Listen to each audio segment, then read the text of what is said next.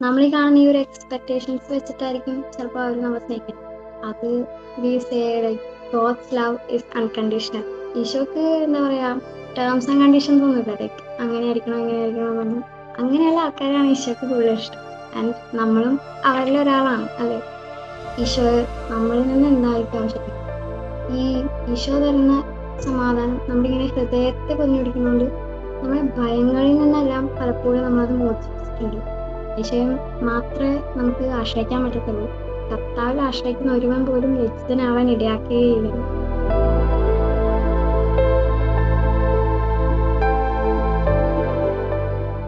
എൻ്റെ ഏറ്റവും ഇഷ്ടപ്പെട്ട ഒരു ദൈവസ്നേഹത്തെ പറ്റിയുള്ള പാട്ട് പാടിയിട്ടാണ്. സ്നേഹമെന്ന വാക്കിന്നർത്ഥം ഭൂമിയിൽ ജീവിതം കൊണ്ടങ്ങു പൂർത്തിയാക്കുമ്പോൾ സ്നേഹം സഹനമാണെന്നു നാം അറിയുന്നു. സ്നേഹം മരണമാണെന്നു നാം കാണുന്നു. സ്നേഹം ബലിയായി തീരുന്നു, ചങ്കും ചോരയുമേകുന്നു. സ്നേഹം കുരിശിൽ പൂർണ്ണമാകുന്നു. സ്നേഹം കുർബാനയായി മാറുന്നു. ക്രിസ്മസിനോടൊക്കെ അടുത്തപ്പോൾ എനിക്ക് ദൈവ സ്നേഹത്തെ പറ്റി ഒരു വചനം എടുത്ത് തുടങ്ങാന്നൊക്കെ പറഞ്ഞപ്പോൾ എനിക്ക് ആദ്യം യോഹന്നാൻ 3:16 തന്നെ ഓർമ്മ വന്നു. എന്തെന്നാൽ അവനിൽ വിശ്വസിക്കുന്ന ഒരുവനും നശിച്ചു പോകാതെ നിത്യജീവൻ പ്രാപിക്കുന്നതിന് വേണ്ടി തന്റെ ഏകജാതനെ നൽകാൻ തക്കവിധം ദൈവം ലോകത്തെ അത്രമാത്രം സ്നേഹിച്ചു. നമ്മളെ ഇപ്പൊ ഒരു ക്വസ്റ്റ്യനൊക്കെ ആണെങ്കിൽ നമ്മളെ സ്നേഹിക്കാൻ വേണ്ടി മാത്രം നമ്മളെ സ്നേഹിക്കുന്ന ആരെങ്കിലും നമ്മുടെ ലൈഫിലുണ്ടോ?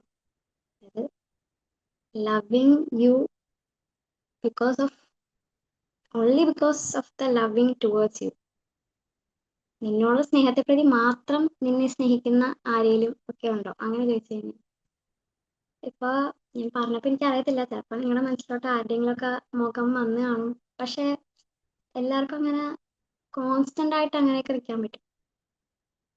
എനിക്ക് അറിഞ്ഞൂടാ.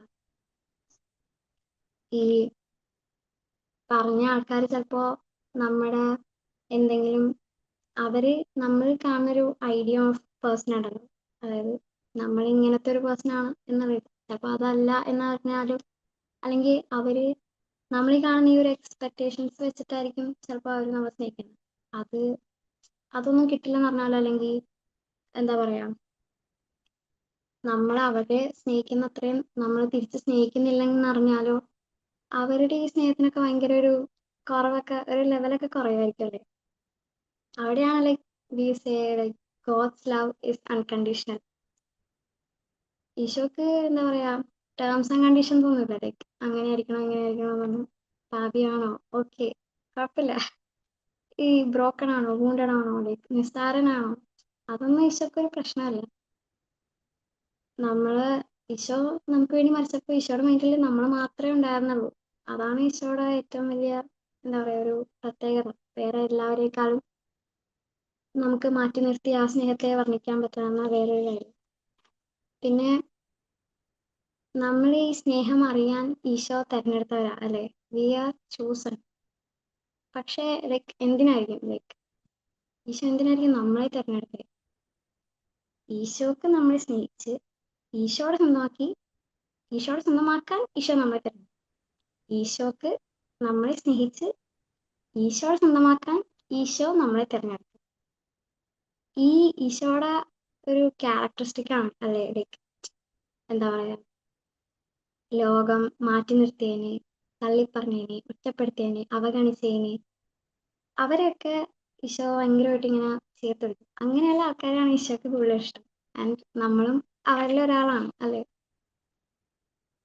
നമ്മൾ വലിയ ആൾക്കാരായതൊന്നല്ലല്ലോ ഈശോ നമ്മളെ സ്നേഹിച്ച. ഭാവിയായിരുന്നു, മൂടടായിരുന്നു, അല്ലെങ്കിൽ നിസ്സാരനായിരുന്നു, ചിലപ്പോൾ വിദ്യയാണ്, ഭൂഷണാന്നൊക്കെ പറഞ്ഞ് മാറ്റി നിർത്തിയ ആ ഒരു സമയത്ത് തന്നെയാണ് ഈശോ നമ്മളുടെ ഈശോയ്ക്ക് നമ്മളെ തിരഞ്ഞെടുക്കാനുള്ള ഏറ്റവും വലിയ യോഗ്യത കണ്ടത്. ഈശോ നമ്മളെ തിരഞ്ഞെടുത്തത് ഈ നമ്മുടെ കഴിവൊന്നും കണ്ടിട്ടൊന്നുമല്ല. നമ്മുടെ ബലഹീനതയിൽ അവന്റെ ശക്തി പ്രകടമാക്കി പിതാവിന് മഹത്വം നൽകാൻ വേണ്ടിയിട്ടാണ് ഈശോ നമ്മളെ തിരഞ്ഞെടുത്തത്. നമ്മുടെ ബലഹീനതയിൽ അവന്റെ ശക്തി പ്രകടമാക്കി പിതാവിന് മഹത്വം നൽകാൻ. ഈ 2 കൊറിന്തോസ് 12:9 തോന്നുന്നു, നിനക്ക് എൻ്റെ കൃപ മതി, എന്തെന്നാൽ ബലഹീനതയിലാണ് എൻ്റെ ശക്തി പൂർണ്ണമായും പ്രകടമാകുന്നത്. വേറൊരു കാര്യം എന്ന് പറഞ്ഞു കഴിഞ്ഞാൽ, ഇപ്പോൾ ഒരാളത്തൊക്കെ നമ്മൾ ഭയങ്കരമായിട്ട് സ്നേഹിച്ചിരുന്നത്, അല്ലെങ്കിൽ ഇപ്പോൾ നെഞ്ചോട് ചേർത്ത് പിടിക്കുന്നവർ ഒരു ദിവസമൊക്കെ നമ്മൾ പെട്ടെന്നൊക്കെ ഇട്ടേച്ച് പോകാം. പക്ഷെ ഈശോ എൻ്റെ കൂടെയുണ്ട് എന്ന് ബോധ്യമുള്ള ഒരാളെ ഒരിക്കലും നമുക്ക് ഒറ്റപ്പെടുത്താൻ പറ്റത്തില്ല. അതാണ് ഈശോയുടെ സ്നേഹം ലഭിച്ച അല്ലെങ്കിൽ അത് അനുഭവിച്ച ഒരാളുടെ ഒരു പ്രത്യേകത. ഈശോ മാത്രമാണ് എൻ്റെ സമ്പാദ്യം എന്ന് പറഞ്ഞ് ജീവിക്കുന്ന ഒരാൾക്ക് വേറൊന്നും നഷ്ടപ്പെടാനില്ല.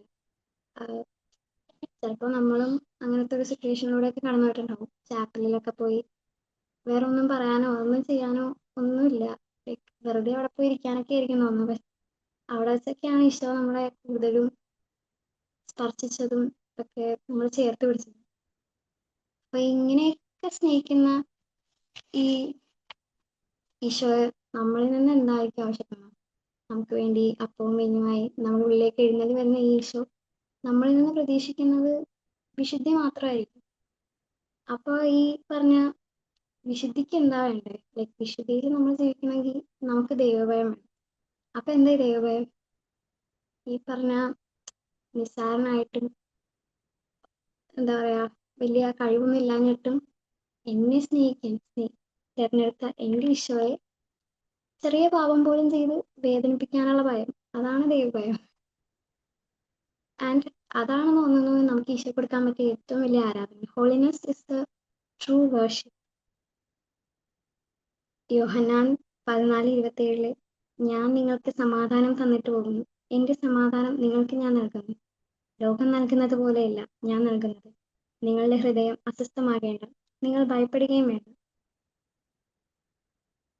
നമ്മളിങ്ങനെ ഈശോയായിട്ട് കൂട്ടുകൂടിയൊക്കെ ജീവിക്കുമ്പോൾ നമുക്ക് കിട്ടുന്ന ഒരു ഗിഫ്റ്റ് എന്താണ്?